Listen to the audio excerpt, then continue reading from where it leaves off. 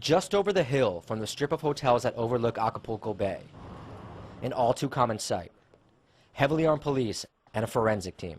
We just got a call there are a number of bodies that have been found in a house. We're in Zapata. It's one of the more notorious neighborhoods in Acapulco. This is the grisly work of a violent gang led by a man known as the Virus. They're pulling this truck up here to take the bodies out. They don't want us to see that. In Acapulco, it's not just a war on the violence and the gangs, it's a war of perception. And they don't want people thinking about and seeing the violence that's going on here. After the police put 2 bodies in this truck, they left the area. And we were able to take a look for ourselves. This right here is part of what the police are trying to keep us from. It's 2 freshly dug graves. We can see there's still blood. There's some rope right here. And they pulled 2 bodies out of here just a moment ago. Just hours before we met him, this 20-year-old, who requested that we protect his identity, was held hostage just a few feet away from the shallow graves. He's one of the few people who have escaped death from the Virus and his fellow gang members.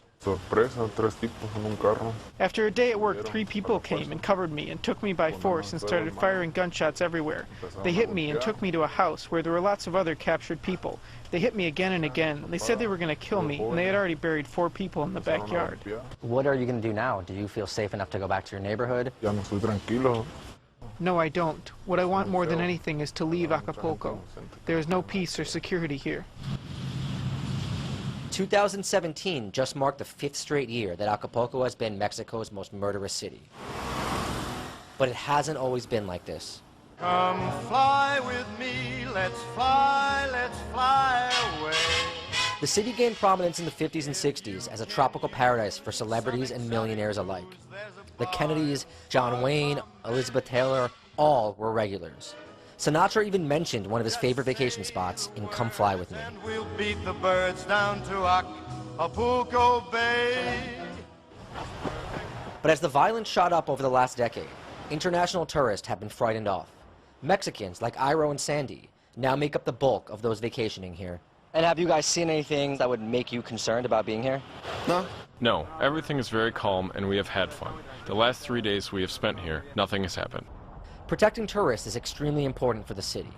On Acapulco's main strip, it's common to see federal police, state police, city police, a new tourist police force. Even the military has been brought in. However, the citizens of Acapulco say there is little being done to stop gangs from preying on them. We love Acapulco. That's why we stay here and enjoy it. But there's a lot of extortion here. Laura Caballero is the president of a business owners association. This empty space on Acapulco's main strip used to be her successful restaurant. Things changed after gang members demanded high-price extortion payments from her. They asked us to give them money every month in order to stay in business. Caballero's restaurant is just one of over 2,000 businesses that have shut their doors in Acapulco over the past 3 years. Is there anyone you can go to, the police, politicians, anyone who could do something about this? No, definitely not right now. I had friends who denounced the issues, and this cost them their lives. Right now, there is total impunity and total corruption.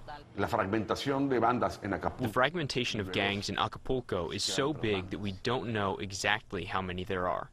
Javier Morlet is an advocate for victims' rights, a job that hits close to home. He lost his own 20-year-old daughter in 2011 to violence. He says that gang wars that have taken over Acapulco differ from Mexico's standard drug wars and offer a frightening new reality. These small gangs came from fragmentation of big gangs. They don't have the ability or the logistics, so they abandon the drug business and instead start attacking civic society to survive. Since there are no businesses that could finance politicians in their campaigns, the ones financing political campaigns are the gangs. When politicians rise to power, they owe favors to these financiers. Therefore, when politicians take power, they must establish a coexistence with those who finance them, and they cannot act against them. With a fragile system of law and order, those that can afford it in Acapulco turn to private security, one of the few businesses still booming. Joaquin Badillo, who goes by the nickname Jacko, runs a private security firm that employs over 1,000 guards across the city. They protect private businesses like shopping malls and residences. Is your business growing as well?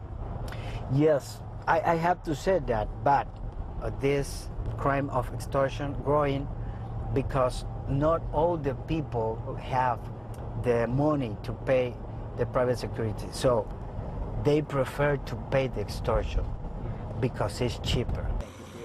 Acapulco's police chief, Max Sedano, surprisingly believes there is no criminal extortion in the city. They make accusations that there are businesses closed down due to extortion, but the reality is that the business is closed down due to a lack of tourism, due to a lack of commercial activity. We did talk to some business owners, and they all told us that they had to close because of extortion. I have not seen a single person who has told me that he had to close their business due to extortion. Sedano, a highly decorated police and military veteran, was brought in by the federal government to help clean up both the city and the police force. When I joined this administration, the city police were just coming out from a worker strike which lasted many months, one that deteriorated the institution. The morale of the policemen was very low. The police then provided new uniforms and equipment. I can tell you that the police force is changing, and we are going to have a great transformation. We ran into Acapulco's mayor, Evodio Velasquez, during a public appearance at a busy night market. There are a lot of violent acts here, but today we are recovering. We are remodeling public spaces all across the city. Acapulco has around 1 million residents, so we are a huge city. Of course, there are areas where violence is prominent, and we are working to eliminate it. Miles from the scenic beachfront views, in one of the slums controlled by the gangs, we arranged to meet up with this gang member. He painted a much drearier image of the city and his life in it. Can you talk a little bit about why you decided to join? Because nothing ever happens here.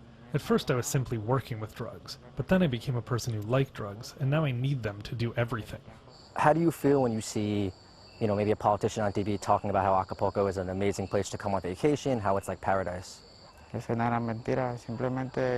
lying. They say that everything is okay, but we are not saying the same. Nothing is seen negatively on the TV, so tourists come here. The gang member sees the police and politicians not as a solution, but a major part of the problem. I've seen people killed. All the officers do is turn their backs and go. There are many people who have asked the police to help them, but they don't do anything to stop this. The police is brought here. The authority isn't the law. Here, who governs is the cartels, the gangs, the hitmen, and the extortionists. There's no future in Acapulco. It's not even worth trying here. Every day at sunset, Acapulco's famous cliff divers take this brazen plunge.